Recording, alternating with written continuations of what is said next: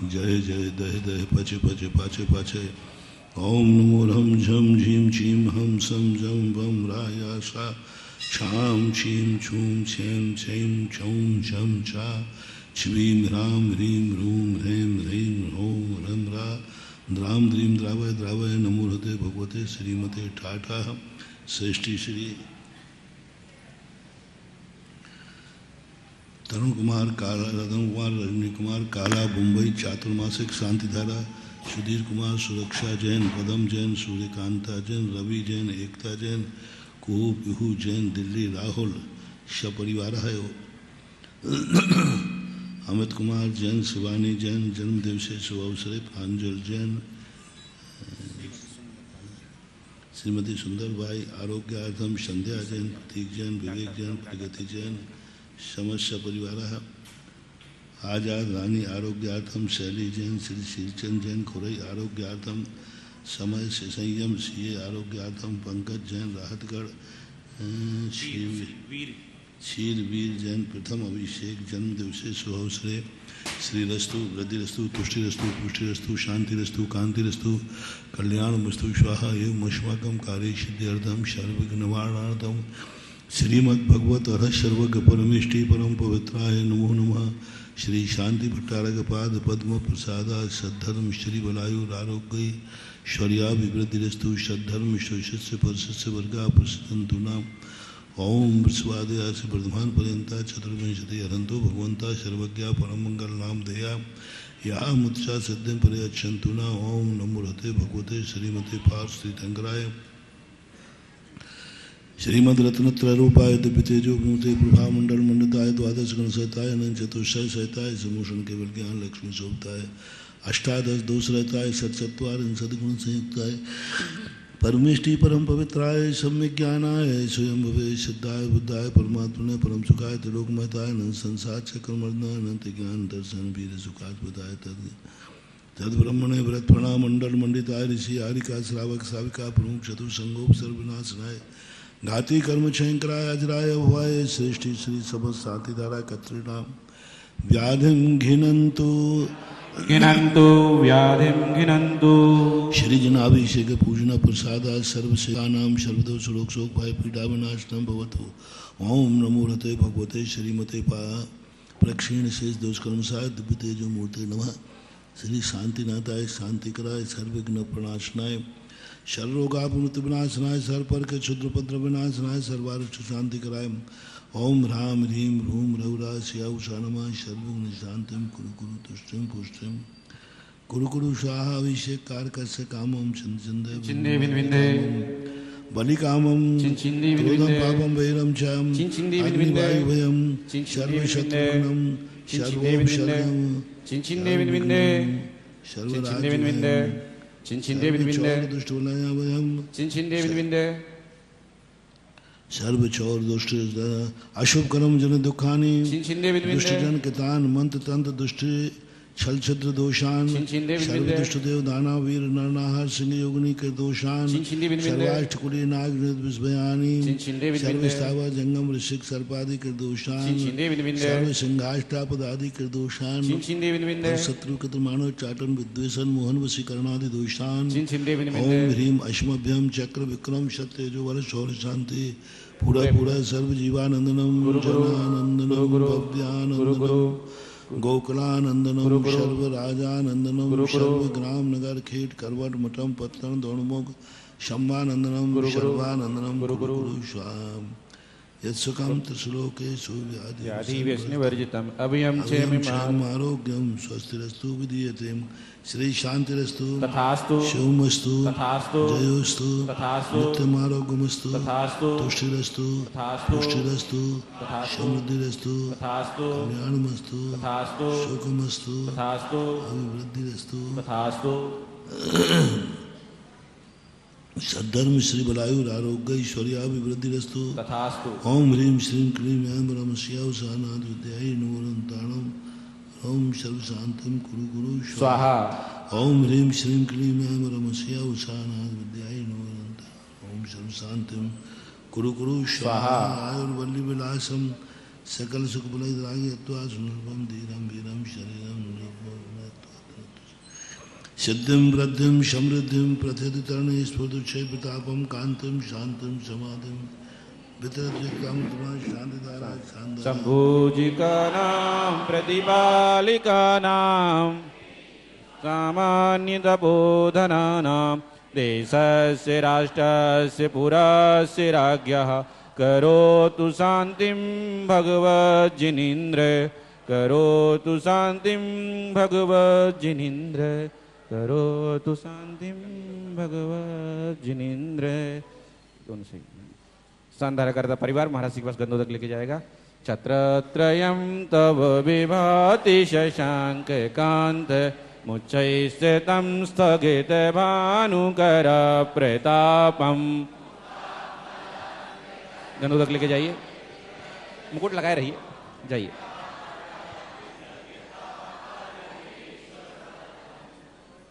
छत्रते महाराज उद्यष्ट प्रातिहार मध्ये छत्रते स्थाप्यामि कुन्दावदात चलचा रचारुशोभं विभ्राजते तव वपु चांग सुचि निर्झरवारी धार मुच्चेष्टितं सुरगिरेरिव शातकुम्भम्। ओम निमाष्टप्रातिहार मध्ये चाम्रद्वय स्थापयामि पानीय चंदन सदा क्षतपुष्पपुञ्ज नैवेदादि पकसुधोपफल कर्माष्टकं क्रथन वीरमनंत शक्तिं संपूजयामि महसा महशानि। ओम ह्रीं शांति विश्वादिभिरन्तेभ्यो नरकवत् प्राप्ते अर्घ्यं नृपामिति स्वाहा। मार्जन कर लीजिए अब। हे तीर्थपानि जिय शोधवली कृशासा सिद्धो सिद्धा सिद्धो दुःख महागदानां सद्भावोच्चलित भंग गबंध कल्पायुयं जना सतत शांतिकरा भवन्तु। परिपुष्पाञ्जलिं क्षिपामा नत्वा मोहरि निजकरैरमितोपमेयै सक्षैर्निन्दितव चन्द्रकरावदात्रैः शुद्धा सुखेन विमलेन नितान्तरं मे देस्थिताञ्जलिकलान् परिमार्जयामि। ओम ह्रीं अमलांस्येन जन्म परिमार्जनं करोमि।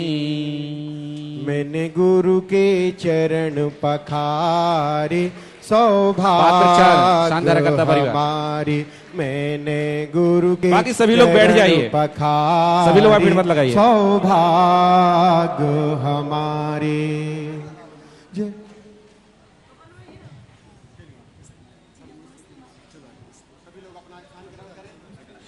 सभी लोग अपना स्थान ग्रहण करें और अब बिना कोई भूमिका के हम सब चल रहे हैं पूज्य गुरुदेव के पावन श्री चरणों में समूची समाज समूचे सदन की ओर से हे स्वामी नमोस्तु, हे स्वामी नमोस्तु, हे स्वामी नमोस्तु। आपकी मंगलमयी दिव्य देशना हम जीवों का मोक्ष मार्ग प्रशस्त करें, ऐसी भावना के साथ हे स्वामी नमोस्तु नमोस्तु नमोस्तु। जय श्री ओम नमः सिद्धेभ्यः। जय श्री ओम नमः सिद्धेभ्यः। सर्वमंगलमांगल्यं सर्वकल्याणकारकं प्रधानं सर्वधर्माणां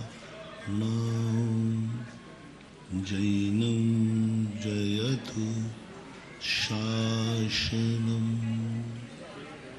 पंच परमेष्टि भगवान के आचार्य श्री गुरुवर कुंद कुंद महाराज की आचार्य श्री गुरुवर विद्यासागर महाराज की।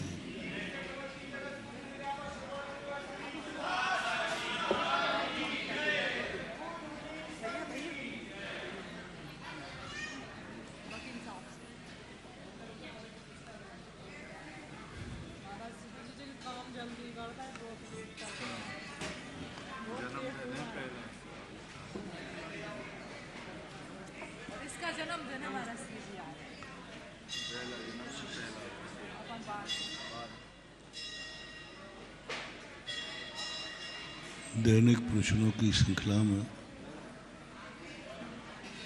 अपन उन रास्तों से गुजर रहे हैं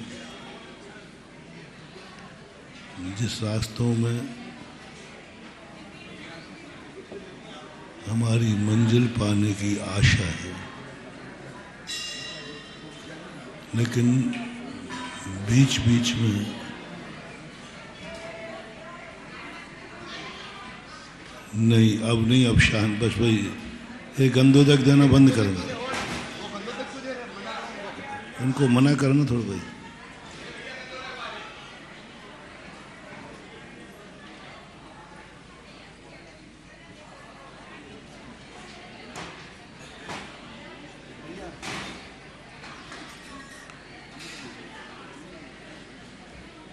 बीच में एक संदेह उत्पन्न हो जाता है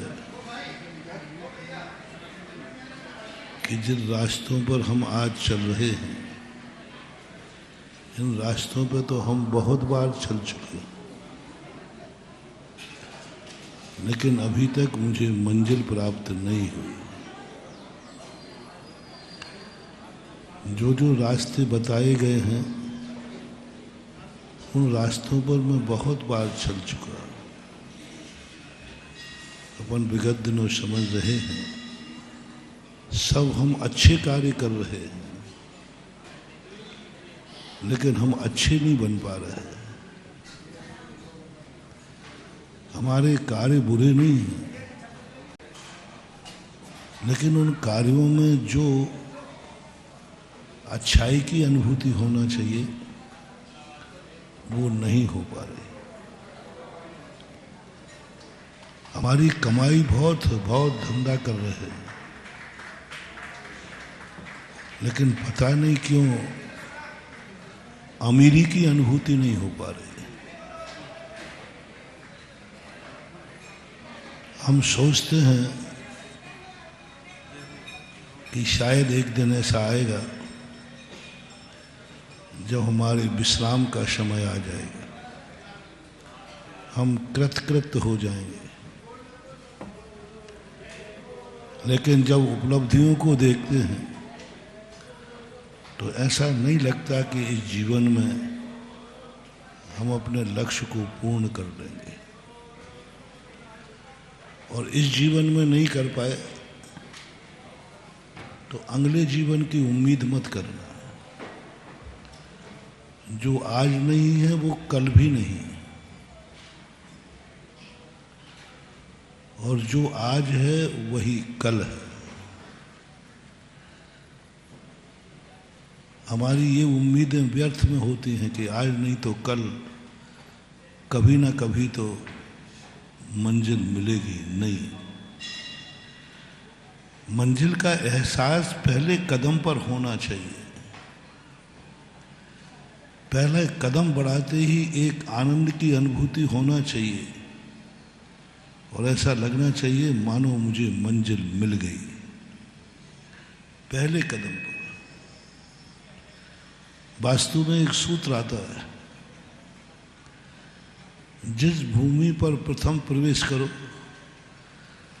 कदम रखते ही एकदम आनंद की अनुभूति हो जाए, समझ लेना वो भूमि पूर्णतः शुद्ध है और पूर्णतः वास्तु से निर्विकल्प। अनायास होना चाहिए, कोई प्री प्लानिंग से नहीं। एकदम उस भूमि पर खड़े हो और प्रथमतः तुम्हें कैसा लगा। यदि तुम्हें संदेह हो रहा है, शक उत्पन्न हो रहा है, तो वो भूमि वैसी ही है। सबसे बड़ा ज्योतिष है दुनिया का अपने अंदर से उठा हुआ प्रथम परिणाम।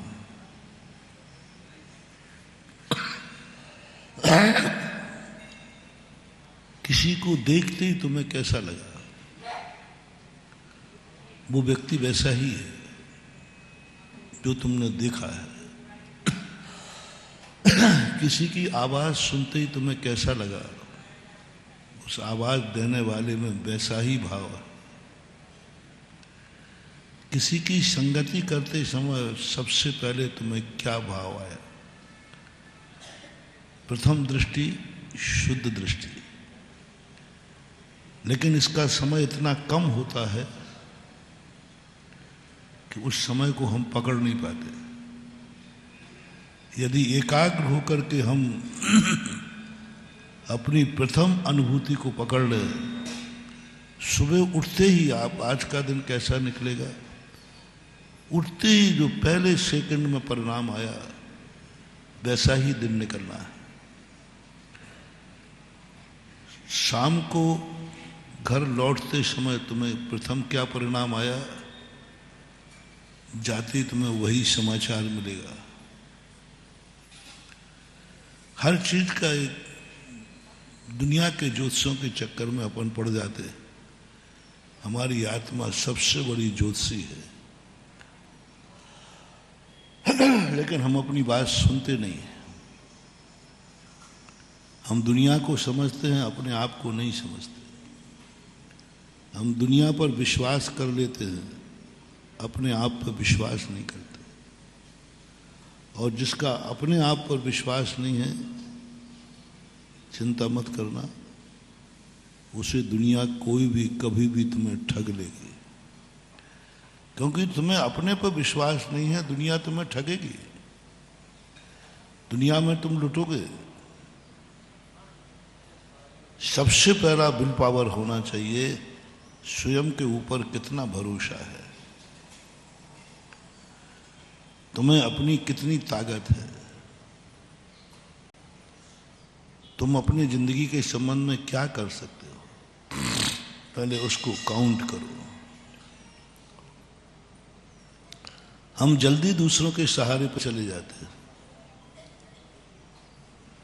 हम जल्दी लोन पे चले जाते हैं, हम जल्दी सोचते हैं कोई मेरा सहयोग करे।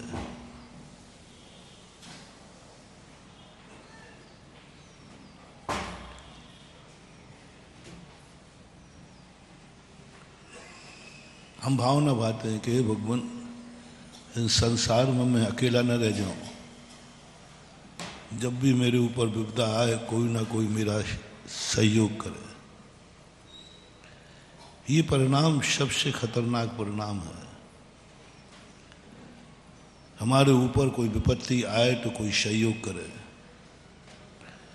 मेरे किसी जरूरत की पड़े तो सारी दुनिया मेरी जरूरत को पूर्ति करे। और यह जो परिणाम अपने अंदर उठता है, हमारी शक्ति का नाश कर देता है। वो भगवान का सहारा क्यों ना हो। यदि हमें यह भी भाव आ रहा है कि हे भगवान, आपका सहारा बना रहे, गुरु का सहारा बना रहे, नमोकार मंत्र का सहारा बना रहे, माता पिता का सहारा बना रहे, भाई बंधु का सहारा बना रहे। जब जब तुमने सहारे की बात की, तब तब तुम समझना तुमने अपने आप को बहुत हानि पहुंचा दी, बहुत हानि। यानी 6 महीने में जितनी शक्ति अर्जित की होगी, वो इस परिणाम के आते ही वह शक्ति क्षय को प्राप्त हो जाती। हम इतनी पुण्य की कमाई कर रहे हैं, इतना दिन रात कमाते हैं, लेकिन वही वाली बात, हमें शक्तिमान होने की अनुभूति नहीं हो रही। धन आ रहा है, लेकिन धनवान की अनुभूति नहीं हो रही है। हम मंदिर आते हैं, लेकिन हम लौट करके कुछ नहीं लगता कि हम मंदिर से कुछ लेके आए। हम माला फेरने के बाद नहीं लगता है कि मुझे कुछ प्राप्त हुआ, थकान महसूस होती है। एक माला फेर ली, 2 माला फेर ली, दूसरी माला में, पहली माला में थोड़ी थकान शुरू हो जाती है आदि के बाद, दूसरे में फिर थोड़ा सा जमाई आना शुरू होगा, और तीसरे में तो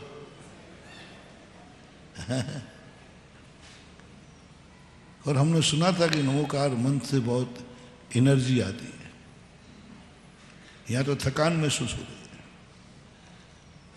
यहाँ तो महसूस हो रहा है कि मैंने 5 मालाएं फेर ली, थक गया। यहाँ तो महसूस हो रहा है कि हमने 2 पूजाएं कर ली, थक गया। थकान महसूस हो रही है।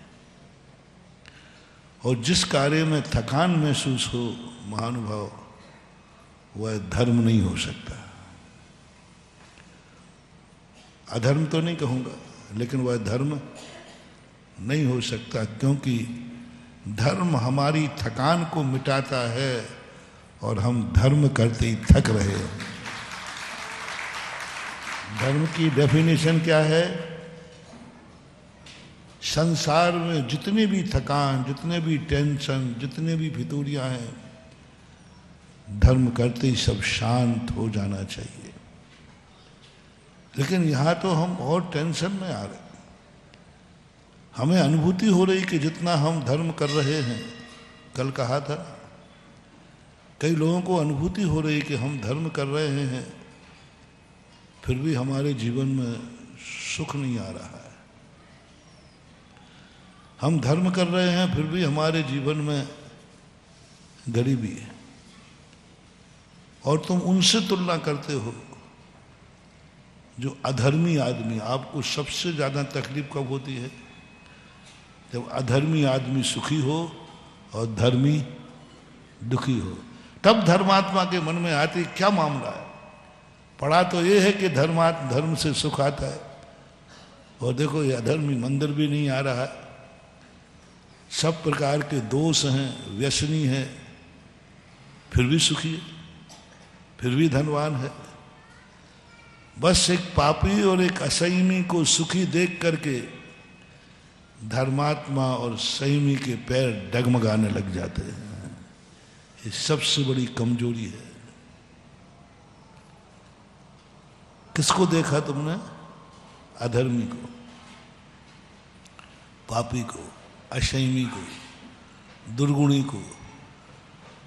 कानून से भी अपराधी है, धर्म से भी अपराधी है, समाज से भी अपराधी है, सारी दुनिया में उसे अपराधी घोषित किया जा रहा है। उसके बावजूद भी तुम उसे सुखी देखते हो, तो तुम्हारे खुद के धर्म पर विश्वास उठ जाता है। दूसरा विश्वास जो थोड़ा बहुत बचता है, थोड़ा बहुत जो बचता है, यदि किसी धर्मात्मा को तुमने दुखी देख लिया, तो अब तो आप कहोगे भैया जब ये इसने करके देख लिया, इसकी हालत है तो हमारी क्या होगी। बस पर तुम्हारा सिद्धांत डगमगा जाता है। हम उपलब्धि को आनंद मानते हैं, हम पर वस्तुओं को प्राप्त करने को आनंद मानते हैं। आनंद कुछ और वस्तु में है महानुभाव, जो आत्मा में से प्रकट होता है, जो धर्म से प्रकट होता है, जो भगवान को देखने से प्रकट होता है, जो गुरु के दर्शन से प्रकट होता है, जो अभिषेक करने से प्रकट होता है, जो माला फेरने से प्रकट होता है, कुछ पाने से नहीं। बाहर एक वस्तुओं की उपलब्धि करने को आप आनंद मानते हैं, लेकिन आनंद वो नहीं है। सद्भाव में आनंद की अनुभूति धोखा खाओगे। अमीर बनकर के तुम सुखी होगे, एक दिन रोना पड़ेगा। सब तरफ से तुम भरपूर होकर के सुखी होगे, एक दिन तुम्हें रोना पड़ेगा। तुम कहोगे आज मेरे पास बहुत सुख है क्योंकि मेरा धन धान से हम भरे पड़े हैं। जब जब तुम्हारे लिए बाह्य पदार्थों की उपलब्धि में आनंद की अनुभूति हो, तो महानुभाव सावधान हो जाओ, बहुत जल्दी बुरे दिन आने वाले हैं। क्योंकि तुम्हें आनंद किस में आ रहा है? पर पदार्थ में, पर की उपलब्धि में। बहुत बुरा दिन आने वाला है, बहुत बुरा दिन। क्योंकि तुम मान रहे हो कि धन आ जाए तो मैं सुखी हो जाऊं। ऐसा दुखाएगा महानुभाव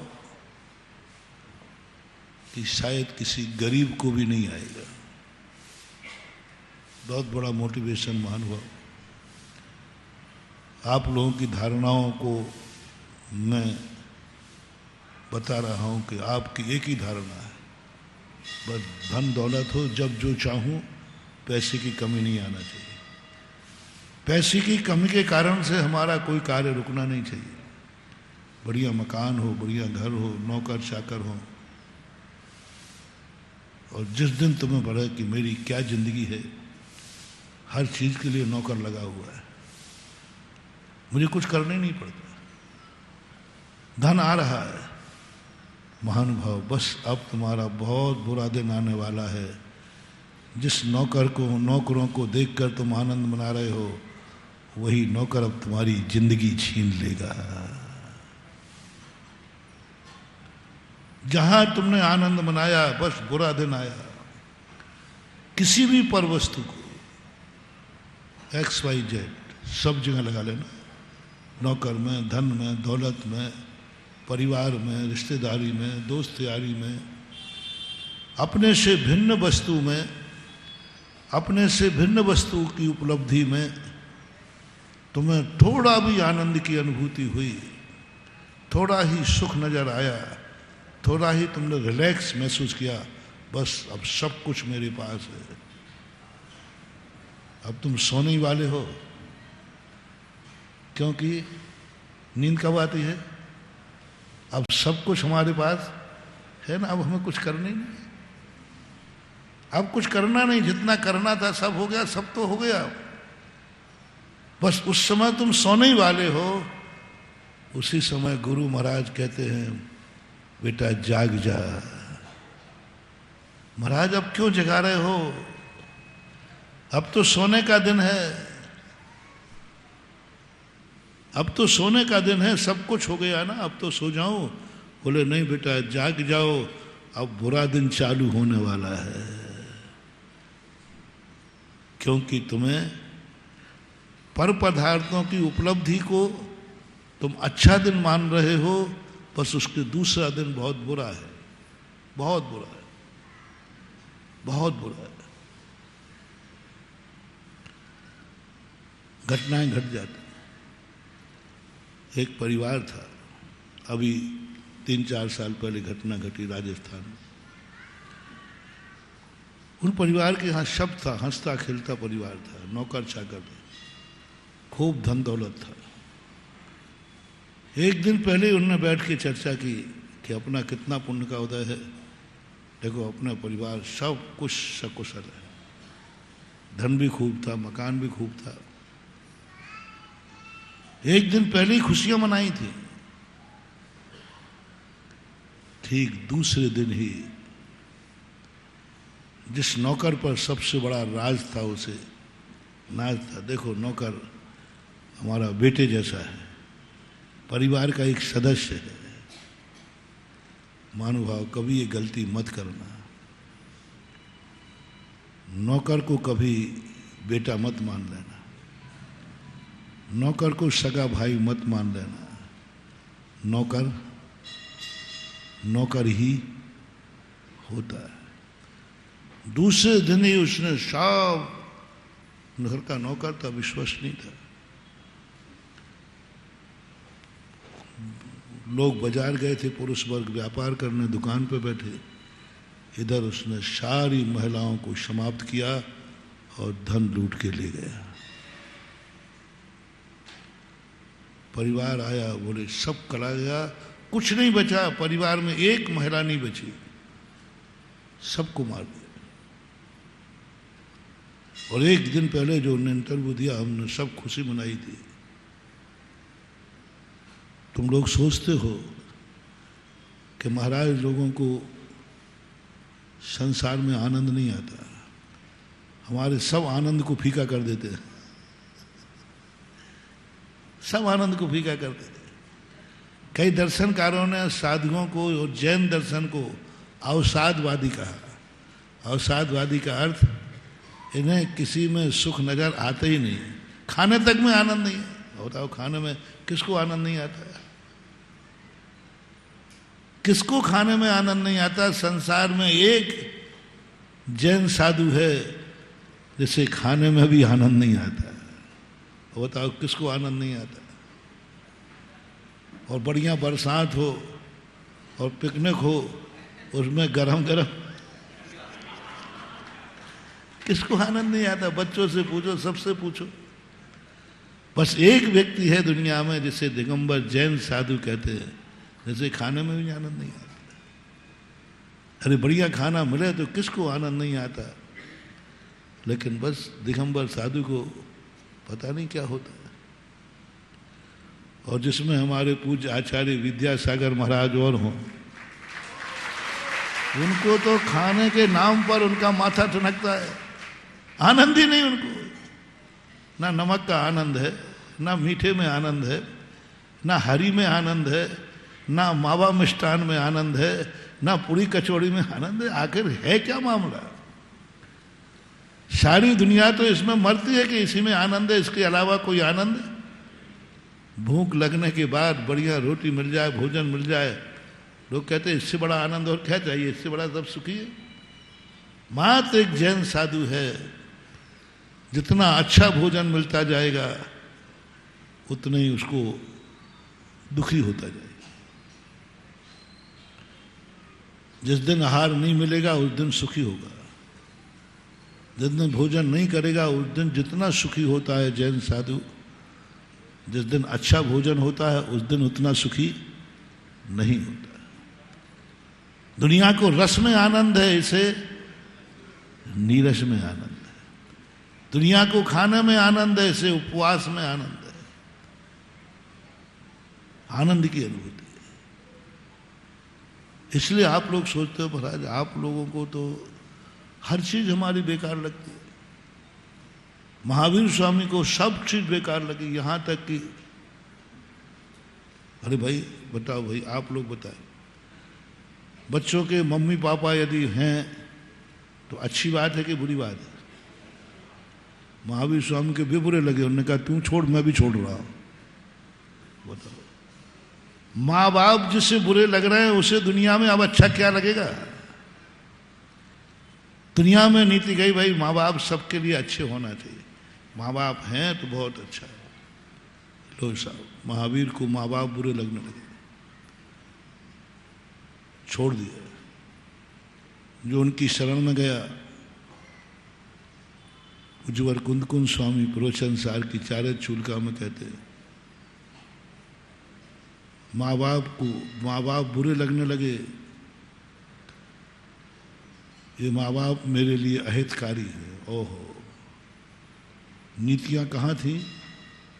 अभी 2 दिन पहले आपने क्या कहा था कि दुनिया में माँ बाप एक ऐसी चीज है जो किसी को बुरे नहीं लगते, लगना भी नहीं चाहिए। लेकिन एक मुमुक्षु है, आसन्न भव्य है, उसे माँ बाप बुरे लगने लगे, अहितकारी लगने लगे, परिवार अहितकारी लगने लगा। घर, अरे घर में कितना आनंद है। आप पूछो, जब आपका मकान बन जाता है तो नागल होता है। बताओ भाई, आप लोगों में कहीं देखा अच्छा बढ़िया मकान बन जाए, बहुत बढ़िया, उस आनंद को शेयर करो थोड़ा, कितना आनंद आता है। अरे मकान बन गया, अब देख लो, मैं तो इतना आनंद आता है, उसको नागल करता है, मिठाइयाँ बांटता है और बढ़िया मन माफिक बना है तो उस दिन कहता है हाँ क्या बढ़िया मकान है। अब देखना तुम्हारे रंग में भंग डाल रहा हूं। महाराज का, महाराज आशीर्वाद दो, मेरा मकान बन गया है और नागल करके आया हूं, आशीर्वाद दो। अच्छा कितना बड़ा है? बोले 84 खंड का। 84 चक्रवर्ती का होता है, 84 खंड का। इतना बड़ा मकान? हाँ महाराज बहुत बड़ा मकान है। ओहो, मुझे पता नहीं था कि तू इतना बड़ा अपराधी है। बोल दो अपराध का है तुम? बोलो जो जितना बड़ा अपराधी होता है उसका मकान उतनी बड़ा है। ये घर नहीं बनाया है, घर कारागृह है, ये तो जेल है। अब समझना, अब आप कैसे तुम्हारी हमारी पटरी बैठे बताओ तो सही। तुम कहते हो महाराज जी लोन लेके बनाया बहुत मुश्किल में बनाया है, और 1 मिनट में कह दिया घर नहीं, ये तो जेल है। कितनी खतरनाक अनुभूति। सारा जगत घर में जाकर के आनंद की अनुभूति मना रहा है और एक मुमुक्षु उसी घर को जेल की अनुभूति बना रहा है। दोनों की अनुभूतियों में डिफरेंस करो, कितना अंतर है। जेल की अनुभूति और घर की अनुभूति में कितना अंतर है, जमीन आसमान का अंतर है। और वो घर में जेल की अनुभूति कर रहा है। अब आप बताओ भाई, आप लोगों की शादियां हो जाएं तो कितनी खुशी होती है। मुझे पता नहीं इसलिए पूछ रहा हूं। बहुत खुशी होती है। चलो, दोनों खुश होते हैं, एक की नहीं कह रहा हूं। और आप बड़े खुशी से गए, गुरुदेव आशीर्वाद दे दो, हम लोगों की अब शादी हो गई है, जोड़े से आए हैं। अच्छा, तुम मेरे भक्त होकर इतने बड़े अपराधी थे।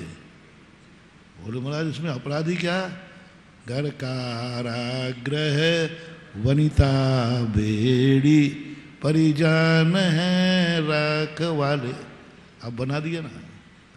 तुम मान रहे थे आभूषण और दोनों एक दूसरे के लिए क्या बन गए, बेड़ी बन गए। कितना अंतर, कितना अंतर। बेड़ियां पहन करके कोई सुखी नहीं होता और दुनिया उससे खुशी मना रही है। परिवारजन रखवाले हैं, परिवारजनों को कौन अच्छा नहीं मानता। अवसाद बना दिया। और ये बात तुम्हें समझ में नहीं आएगी। यही बात पर तो गुरु की जरूरत है, यही बात पर तो माँ की जरूरत है। रोते हुए बालक को माँ की जरूरत नहीं है, हंसते हुए बालक को माँ की जरूरत है। अभी प्रसंग समझना, बिल्कुल 8 दिन से प्रवचन उल्टे चल रहे हैं। तुम लोग माँ को कब जरूरत समझते हो, जब रोना है, दुख में। हमेशा व्यक्ति कहता है कि मुझे दुख में कोई सहायता करे। जैसे अपन ने प्रवचन के प्रारंभ में, हर बालक चाहता है कि रोते समय माँ की जरूरत है, रोते समय माँ की जरूरत है, दुख के समय गुरु की जरूरत है, पाप का उदय हो जब गुरु की जरूरत है, अशुभ कर्म के उदय हो तब गुरु की जरूरत है। ये तुम्हारी धारणा है। गुरु की जरूरत 90% लोग, गुरु की जरूरत कब है, जब दुख का उदय हो, परेशानियां हो, तब गुरु, तब कहते हो आप, जब कोई काम नहीं आता क्या काम, बाबा काम आते हैं, गुरु जी काम आते हैं। यही खतरनाक सोच है तुम्हारा। और हम प्रवचनों में अभी वो कह रहे हैं, जब तुम्हारी खुशी का दिन हो उस दिन गुरु की जरूरत है।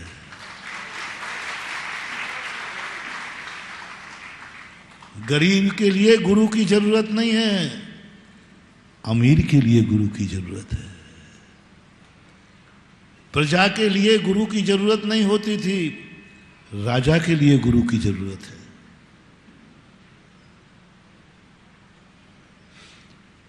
शास्त्रों में देखा, प्रजाजन गुरु के पास नहीं जाते थे, प्रजाजन के पास कोई गुरु नहीं होता था। प्रजाजन सामान्य गरीब लोग गुरुकुल में नहीं पढ़ते थे। आज तक मैंने गरीबों का गुरुकुल शास्त्रों में नहीं देखा। बहुत बड़ी चीज है मानो। जैन साथ और वैष्णव साथ हमने दोनों उठाए। जितने गुरुकुल थे गुरुओं के, सब में राजकुमार पढ़ते थे, बड़े आदमी, राजा के लोग पढ़ते थे। अरे गरीब को कौन पढ़ाएगा, जनता को पढ़ लेंगे, नहीं पढ़ेंगे तो कोई जरूरत नहीं। गरीब को गुरु की जरूरत नहीं है, अमीर को गुरु की जरूरत है। तुम्हारा बिल्कुल उल्टा मामला है। गरीब कहता है मुझे गुरु की जरूरत है, मुझे आशीर्वाद की जरूरत है। नहीं, अमीर को। यदि तुम्हारी अमीरी बढ़ती जाए और तुम्हें याद आवे कि बहुत अमीरी बढ़ रही है, गुरु की जरूरत है। खुशी का दिन हो उस दिन गुरु की जरूरत है, खुशी का दिन हो उस दिन मां की जरूरत है। रोते हुए को नहीं, रोते हुए को नहीं। रोता हुआ बालक कभी पाप नहीं करता, हंसता हुआ बालक पाप करता है। इसलिए माँ को हंसते हुए कोई बालक को कोई हंसाता है ना, तो माँ रोकती है, हंसाओ मत, क्योंकि जितना हंसेगा बाद में रोएगा। तो बालक सोचता कैसी माँ है, मेरी हंसी रोक रही, हंसाने वाले को रोक रहा है। और तुझे हंसी दिख रही है, माँ को हंसी के बाद रोना दिख रहा है। बस ये अंतर है। तुम्हें खुशी दिख रही है, गुरु को उस खुशी के पीछे छुपा हुआ दुख दिख रहा है। लक्ष्मण को दिख रहा है भावी राजा, भावी राजा, मेरा भैया भावी राजा, देश का राजा बनेगा। राजनीति सीखने गए, गुरु को दिख रहा है भावी वनवासी। रामचंद्र जी को दशरथ ने भी भेजा, जाओ राजनीति सीख के आओ। माता ने भेजा, सब ने भेजा, और रामचंद्र जी खुद राजनीति सीखने गए थे। लेकिन गुरु को दिख रहा है वनवासी, उन्होंने वनवासी की शिक्षा दे रहे। दुनिया कह रही है कि राजनीति की शिक्षा दो, राजगद्दी कैसे चलाना ये शिक्षा दो, और गुरु दे रहे हैं कि वनवास में कैसे रहना ये शिक्षा दो। दुख के दिनों में गुरु की जरूरत नहीं होती, इसलिए कबीर ने भी कहा, दुख में सुमरन सुख में करे न कोई। सुख में भगवान की जरूरत है, सुख में नमोकार मंत्र की जरूरत है। सुख के दिनों में यदि तुम्हें मंदिर याद आ गया, सुख के दिनों में यदि गुरु याद आ गए, सुख के दिनों में यदि नमोकार मंत्र याद आ गया, जाओ तुम्हारे बल्ले बल्ले हैं, तुम्हारा बुरा नहीं हो सकता। सुख की उपलब्धि वस्तु पे तुम्हें याद आ जाए, ये घर नहीं बना है, जेल बना है, ये शादी नहीं हुई है, बेड़ी हुई है, ये परिजन हमारे लिए बंधक हैं। जाओ तुम जल से भिन्न कमल हो गए। इसी को बोलते हैं सोना कीचड़ में, कादे में है ममल। उसे 84 खंड का महल जहर जेल लग रहा है, इसलिए भरत चक्रवर्ती को कहा जल से भिन्न कमल, क्योंकि घर को जेल मान रहा है। 96,000 रानियां उसे बेड़ियां लग रही हैं, है सब कुछ है, लेकिन उसकी अनुभूति बेड़ी की हो रही, सुख की नहीं हो रही। और हमारे यहाँ इसी के लिए एक निकृष्ट ध्यान होता है। निकृष्ट ध्यान किसे कहा? जब तुम पर वस्तु को पाने के बाद अपने को सुखी मानते हो, इसी का नाम है रौद्र ध्यान। सारे ध्यान दुख में होते हैं। आर्त ध्यान कब होता है? पीड़ा चिंतन, इष्ट वियोग, तकलीफ हो तब पीड़ा का आर्त ध्यान, इष्ट का वियोग हो गया हो आर्त ध्यान, अनिष्ट का संयोग हो गया हो आर्त ध्यान, निदान, इच्छाओं करना, ये आर्त ध्यान। ये दो ध्यान में से रौद्र ध्यान किसको होता है? दुखी आदमी को नहीं, सुखी आदमी को। बहुत बड़ी बात है महानुभाव, कैसे सर्वज्ञ भगवान ने कैसा खोजा। सबसे निकृष्ट ध्यान है रौद्र ध्यान। और रौद्र ध्यान किसको होता है? सुखी आदमी को। दुखी को आदमी जो मर रहा है उसको आर्त ध्यान है, दुखी हो रहा है ना। जो मार रहा है, खुशी मना रहा है, उसका रौद्र ध्यान है। दोनों मर गए, मारने वाले की दुर्गति है, मरने वाले की दुर्गति हो ये कोई नियम नहीं है। क्योंकि वो आर्त ध्यान से मरा है। उसकी दुर्गति हो कोई नियम, लेकिन मारने वाले की तो दुर्गति निश्चित है, क्योंकि उसको उसमें आनंद आया। बोलो, तुम्हारा दुश्मन हो तो तुम्हें उसे दुख देने में आनंद आता है कि नहीं? पीटने में आनंद आता है कि नहीं? बस समझ लेना, आनंद जहां तुम्हें आ गया वहीं से रौद्र ध्यान चालू हो गया। उसका नाम दिया हिंसानंद। तुम मारोगे, अब मैं इसका त्याग नहीं कराऊंगा। तुमसे जीव मरते हैं, मैं त्याग नहीं कराऊंगा। तुम चलोगे तो चींटी मरेगी, मैं मना नहीं करूंगा कि चींटी नहीं, वो तो होगा।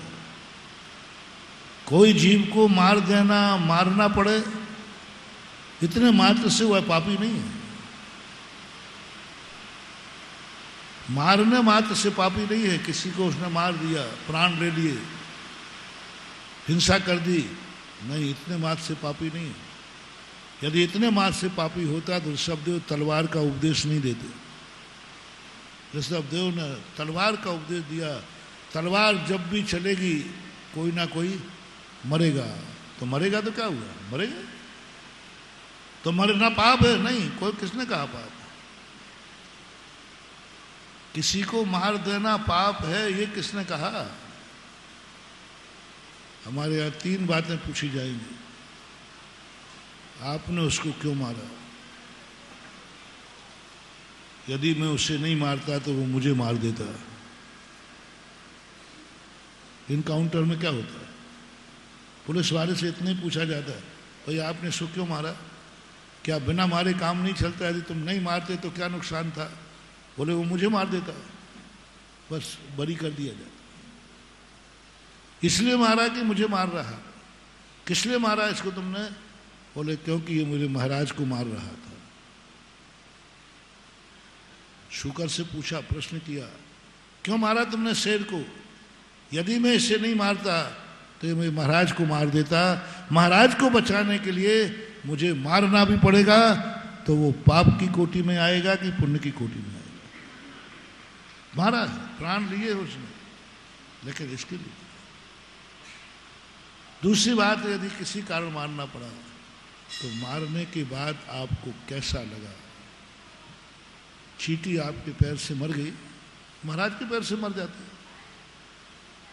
कोई जरूरी नहीं कि तुम्हारे पैर, मेरे पैर से ही मर जाते। कितने जीव मरते जो हमारी आंखों से देखने में नहीं, चूक जाते, मर जाते। कुंदकुंद स्वामी कहते हैं कोई बात नहीं, मेरे से आज चींटी मर गई, भूले मर गई तो क्या करें, मर गई, मर जाना दे, क्यों चिल्ला रहा है, क्यों रो रहा है? चींटी मर गई ना, मैंने त्याग किया था, मैं किसी जीव को नहीं मारूंगा और मर गई। तो तूने चींटी को मारा है, तुझे ज्ञान में है? बोले नहीं, अनायास मर गई, अभी भी कुछ नहीं है। हवदिवाना हवदिबंदो मदम्बी जीवेद काय चेठम्बी, कल एक गाथा बोली, मर्दो वा जीदो वा आयदा सारस निश्चिदा हिंसा पैदस्य नथि बंदो हिंसा मित्तेन शमिदश। मां जीव के प्राण लेने का नाम हिंसा नहीं है। अब हिंसा देखना क्या? एक व्यक्ति ने कहा भाई तेरे पैर से चींटी मर गई, तो मर गई तो मैं क्या करूं? वो रास्ते में क्यों आती है? मेरे रास्ते में आएगा ऐसे ही मरेगी, अब पापी हो गया। दूसरे व्यक्ति से कहा कि भाई तेरे पैर से चींटी मर गई, हो पैर से चींटी मर गई, मेरी आंखें फूटी थी क्या? मेरे से इतना बड़ा पाप हो गया, बस बरी कर दिया गया। चींटी दोनों से मरी है, एक ने आनंद मना लिया, एक ने दुख मना लिया, एक बरी हो गया, एक को हत्या का दोष लग गया। हिंसा करना बुरा नहीं है, हिंसा करने के बाद तुम्हें कैसा लगा? आनंद। झूठ बोलना बुरा नहीं है।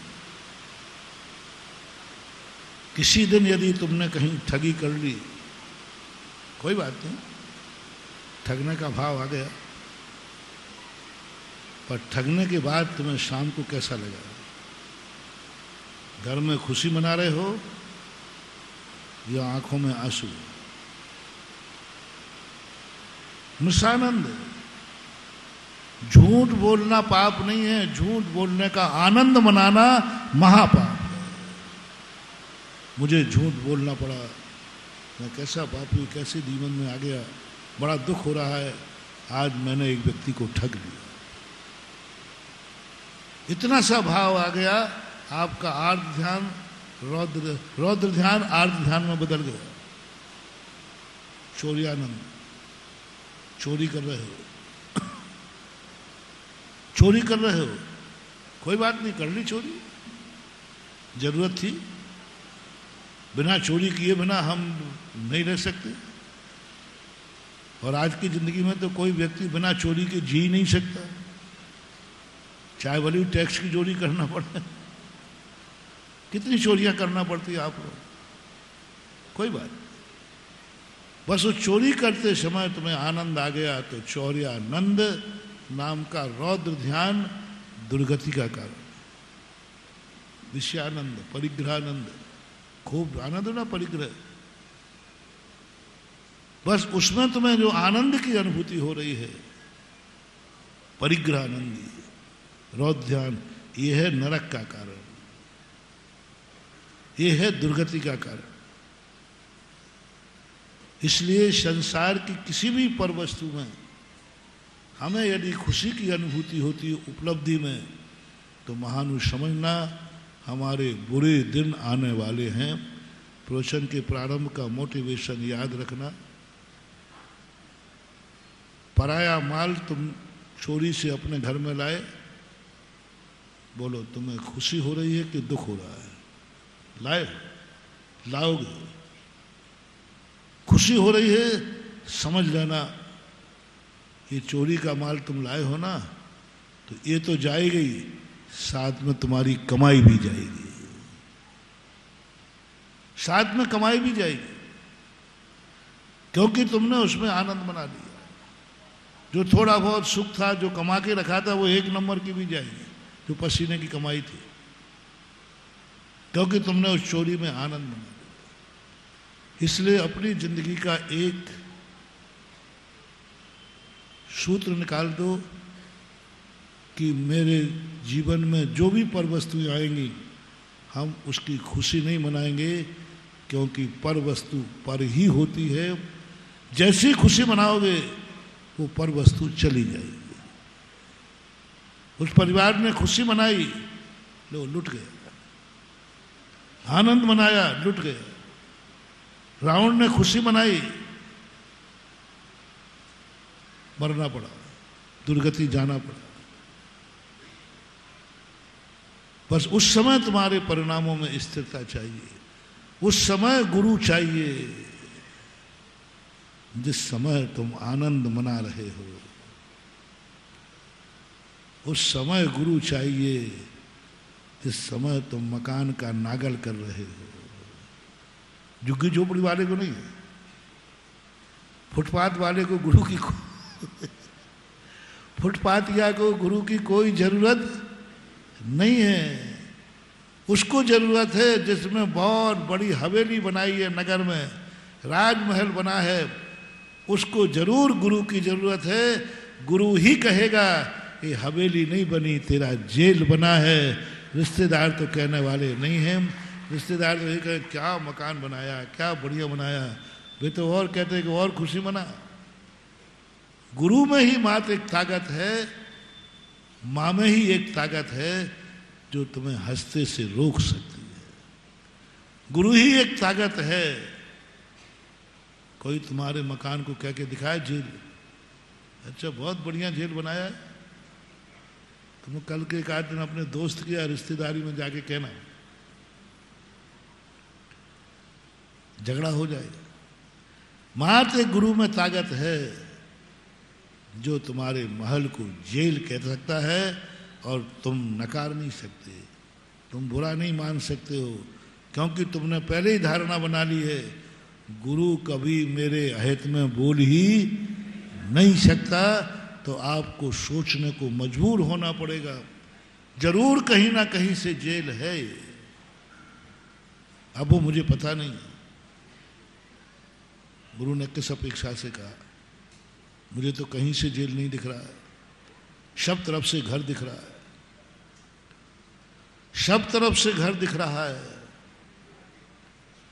और गुरु ने कहा जेल है। अब बोलो, दोनों में से एक की अनुभूति करना है। तुम गुरु बना लिया है ना तुमने। कई लोग कहते महाराज जी हमें गुरु बनाना है, आप मेरे गुरु हैं। अब मेरा शिष्य बनना बहुत खतरनाक है बेटा बहुत खतरनाक है। मैं डॉक्टर जैन जैसा हूं कि डंडा रख के बैठता हूं, पहले जम के ठुकाई पिटाई करता हूं, नकली से सब भाग जाते हैं, 2-4 डंडों में भाग जाते हैं। अरे भाई मैं तो प्रवचन सुनने गया था, महाराज ने तो ऐसे शब्द बोले, पता नहीं, मैंने कि भाई तुम्हें अलग करने के लिए बोले थे। जितने डंडे पड़ते जाएं तुम्हें आनंद की अनुभूति हो जाए, समझ लेना तुमने गुरु मिल गया।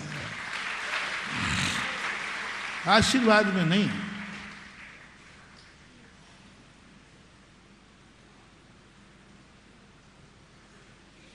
आशीर्वाद मिल रहा है इसलिए तुम गुरु बना लो, ये कोई बड़ी बात नहीं है। ये तो दुर्योधन ने बनाया था अपना गुरु। जब गुरु महाराज तुम्हें डंडे मार रहे हैं, पापी कह रहे हैं, गालियां दे रहे हैं, हाथ से नहीं लातों से व्यवहार कर रहे हैं, उस समय तुम्हें अनुभूति आ जाए बस आज मुझे सच्चा गुरु मिला।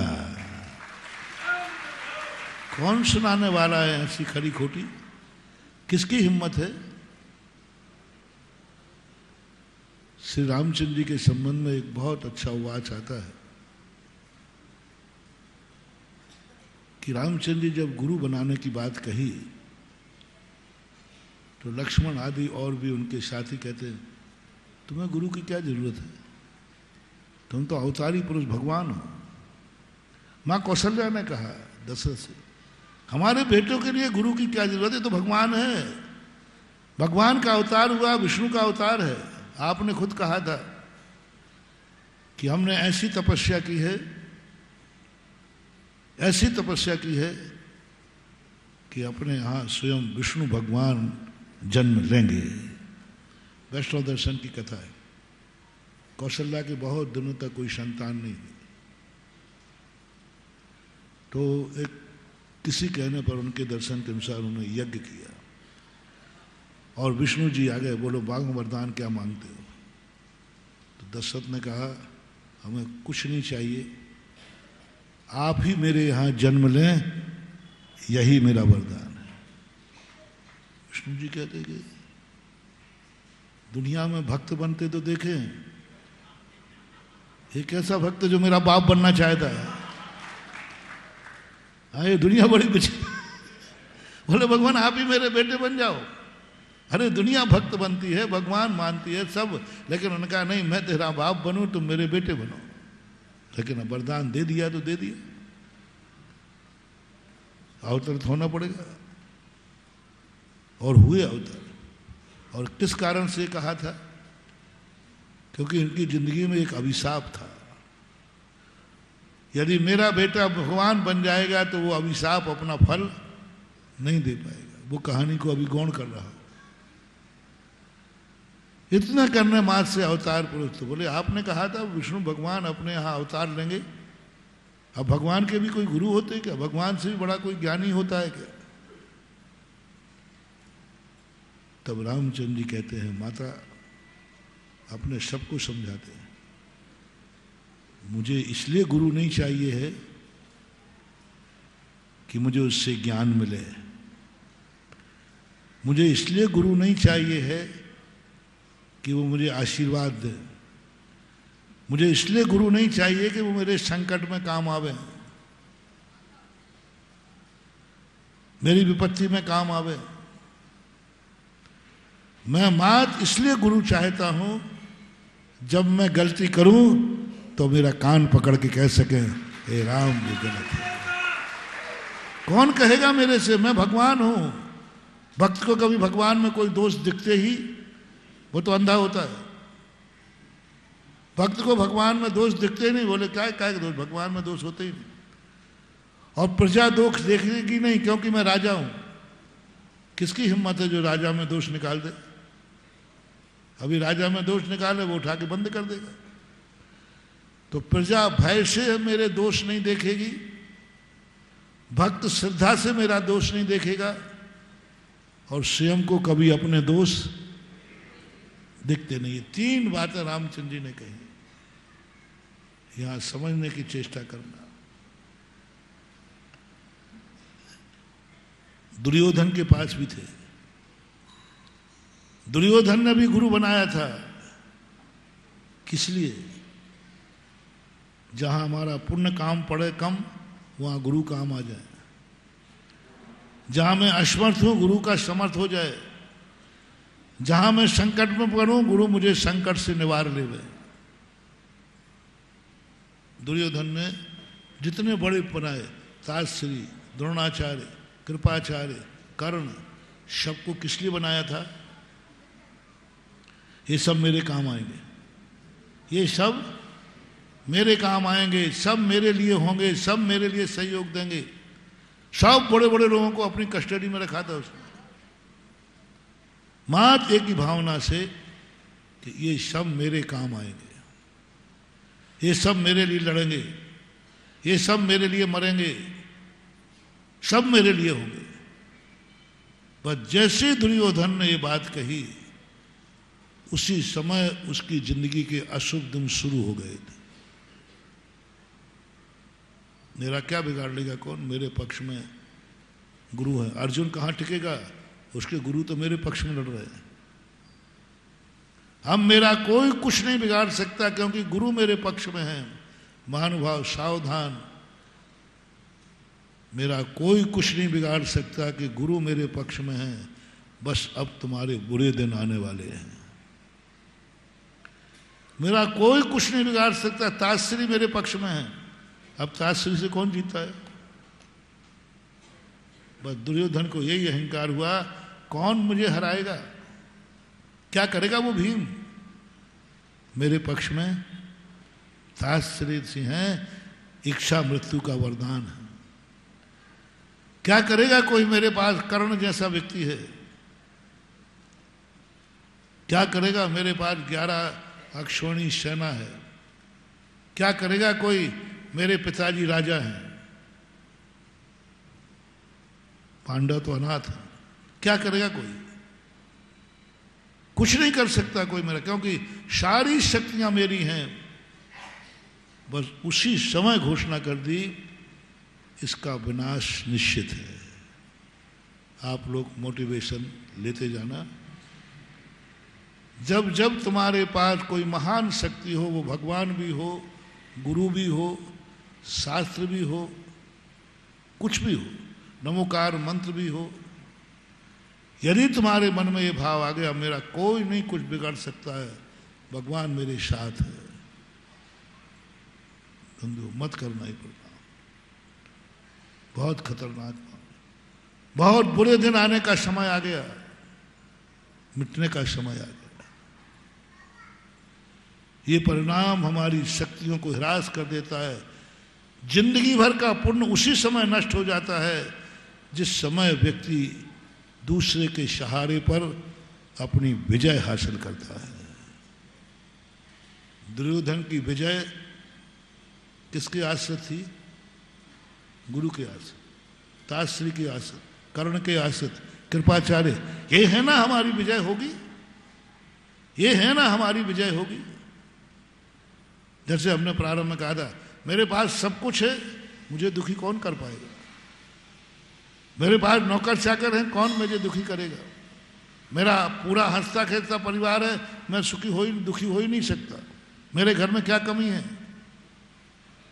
ऐसा परिणाम अशुभ का संकेत होता है, अशुभ का संकेत होता है। हालांकि तुम लोगों को ये बात अच्छी नहीं लग रही होगी, क्योंकि तुम भी महाराज, हम तो जी इसी रहे हैं कि हमारे पास तो भगवान है। हम तो जी इसलिए रहे हैं कि आपका आशीर्वाद हमारे ऊपर है, कुछ नहीं बिगड़ेगा मेरा।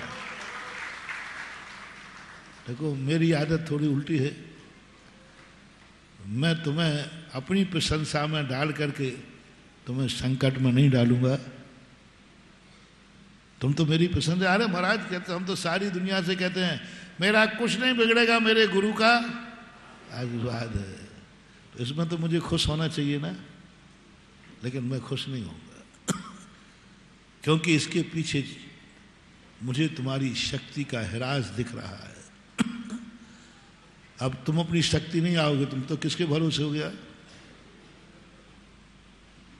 उदाहरण दिए देता हूं मैं। एक व्यक्ति यात्रा पर जा रहा है और गुरु पर अनन्य विश्वास था, उसका अनन्य भक्ति थी, बहुत भक्ति थी। उसने कहा गुरु का, मेरे गुरु पर जिस पे आशीर्वाद हो जाए उसका कुछ नहीं बिगड़ सकता। आकाश के तारे जमीन पे आ सकते हैं, लेकिन मेरे गुरु का आशीर्वाद कभी निष्फल नहीं जाता। और उसने सबके सामने आशीर्वाद लिया, महाराज जी आशीर्वाद दो। महाराज ने दे दिया, भक्त था ही। अब उसने गाड़ी स्टार्ट कर दी, पूरी एकदम कितने पे चल दी है, 120 100 कितने पे, जितने पे चल दी, और ब्रेक पे से पैर हटा लिया और आंख बंद करके जो गया। लोगों ने कहा क्या कर रहा है, सावधान, अरे क्या कर रहा है, टकरा।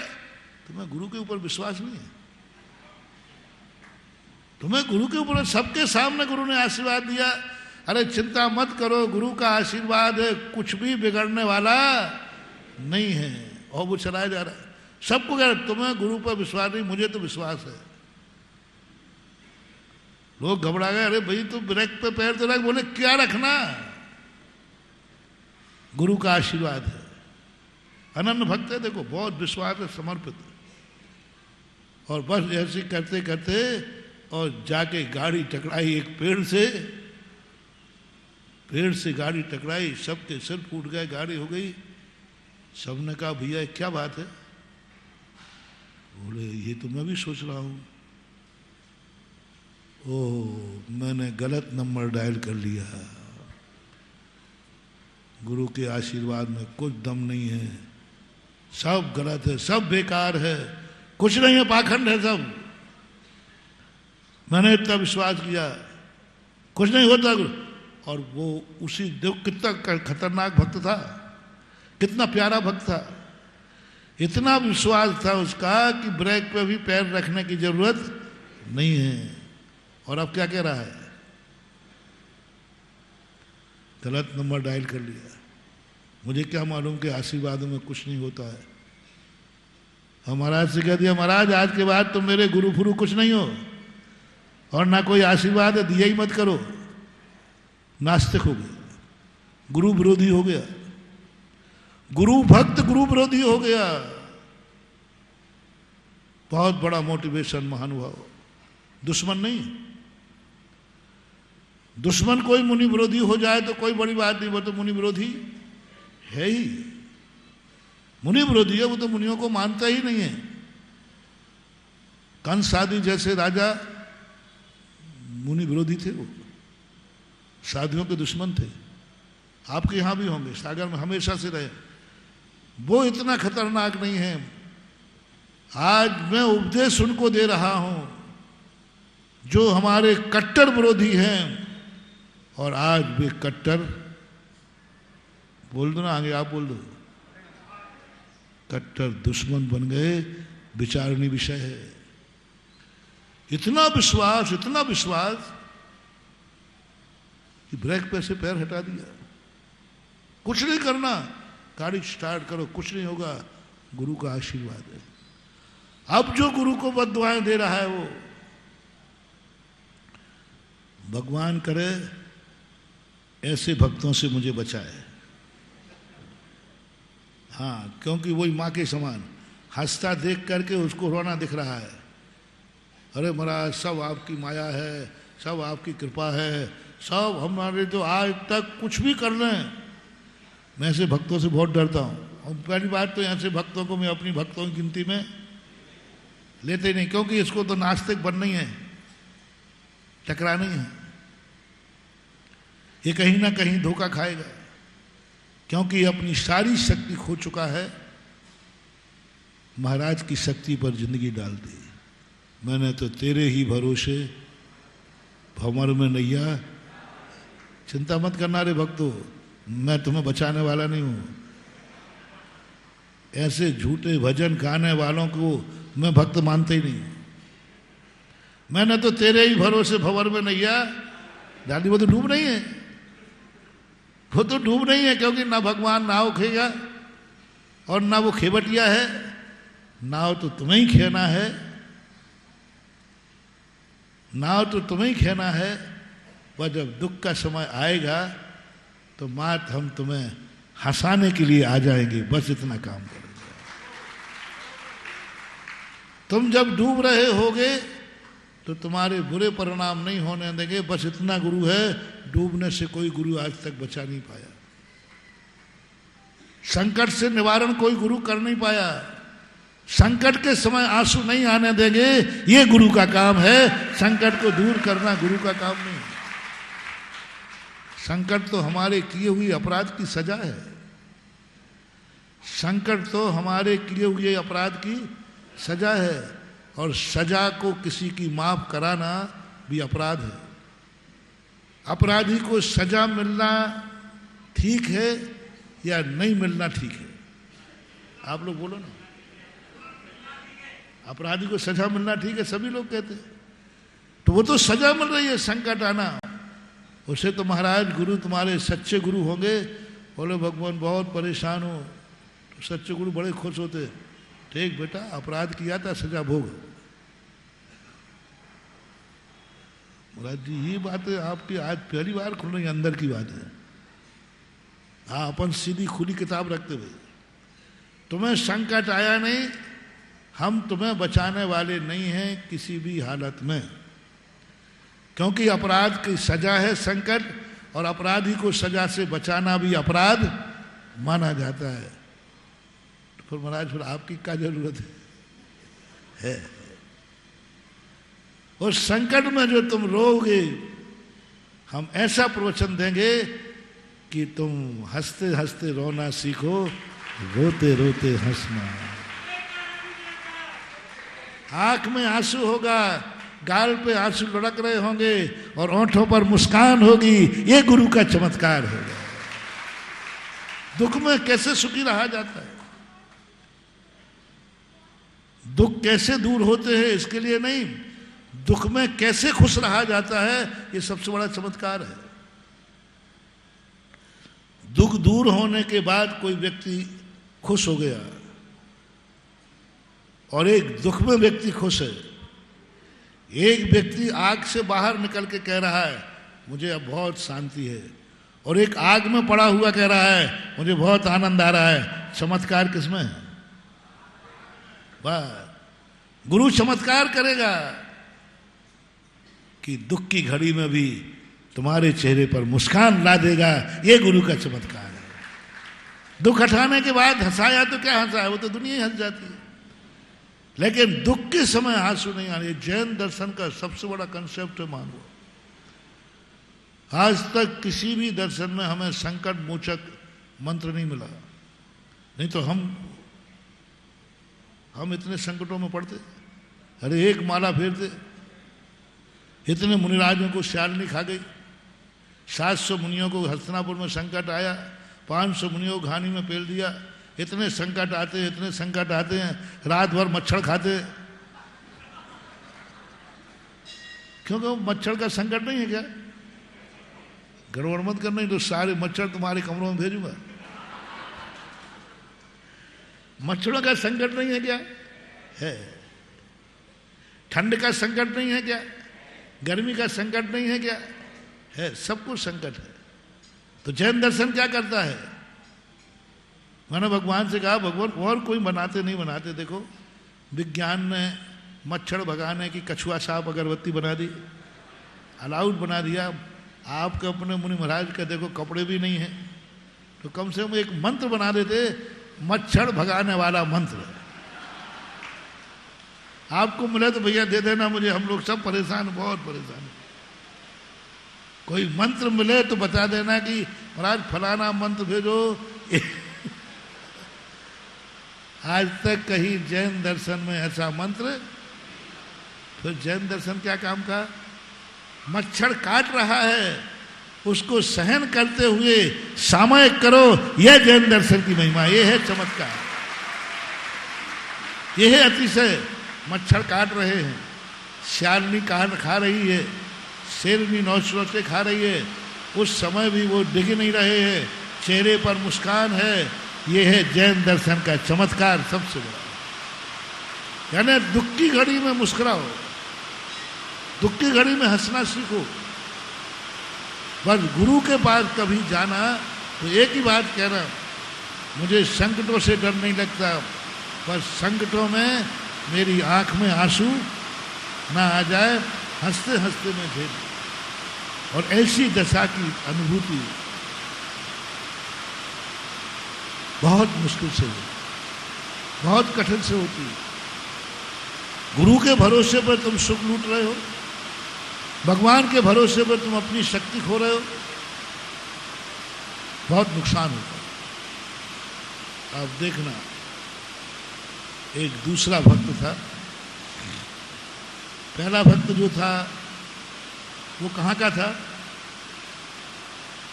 जिसने इतना विश्वास महाराज पर, कुछ नहीं महाराज ने कह दिया 2-2 5 तो रात है, तो जो महाराज आप कहो सब वही है, हमें कुछ सोचनी नहीं, हमें कुछ विचार करनी नहीं, हमारी जिंदगी में जो कुछ भी है सब महाराज। ऐसा भी एक भक्त है, कहाँ का? मैं तो सागरी के कहूँगा भाई, देखो सागरी,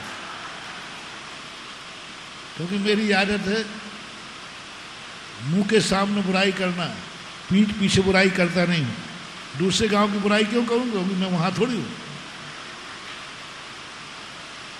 सागर का व्यक्ति, और वो टकरा गया, गाड़ी टकरा गई। अब वो जो उसका नास्तिकपना आया, अब जो वो विरोधी हुआ, बद्दुआ दी,